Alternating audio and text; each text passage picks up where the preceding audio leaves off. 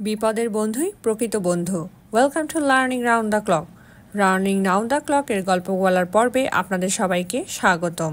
এক সময় একই গ্রামে দুই বন্ধু থাকতো। তারা একে অপরকে খুব ভালোবাসতো। গ্রামের মানুষ এটিকে আদর্শ হিসেবে নিয়েছিল। একদিন দুই বন্ধু এক ঘন জঙ্গলের মধ্য দিয়ে যাচ্ছিল। যখন তারা বনের মাঝখানে পৌঁছলো, হঠাৎ তারা দেখতে পেল একটি ভালুক তাদের দিকে এগিয়ে আসছে। দুজনেই আতঙ্কিত হয়ে পড়ল। বন্ধুদের একজন জানতো কিভাবে গাছে উঠতে হয়, কিন্তু অন্যজন তা করতে পারত না। প্রথম বন্ধু দ্রুত একটি গাছে উঠে গেল। সে তার বন্ধুর নিরাপত্তার কথা একটিবারও ভাবল না। বন্ধুর খুব মন খারাপ হয়ে গেল। সে মনোবল হারায়নি, সে বুদ্ধিমান ছিল।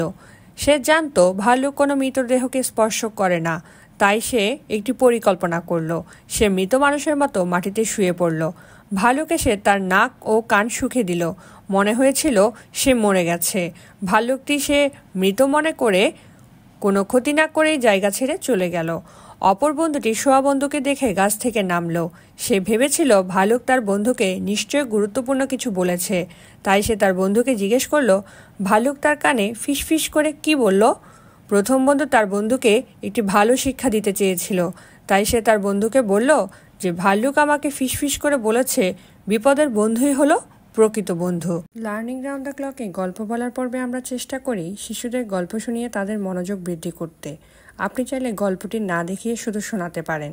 এতে শিশু কথা শোনার প্রতি মনোযোগী হবে এবং পড়াশোনার ক্ষেত্রে আগ্রহী হয়ে উঠবে।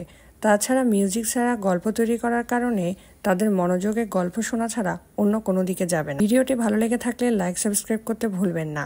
নতুন নতুন ভিডিও পেতে সাবস্ক্রাইবের পাশে বেল আইকনটি প্রেস করুন। ভিডিওটি দেখার জন্য ধন্যবাদ।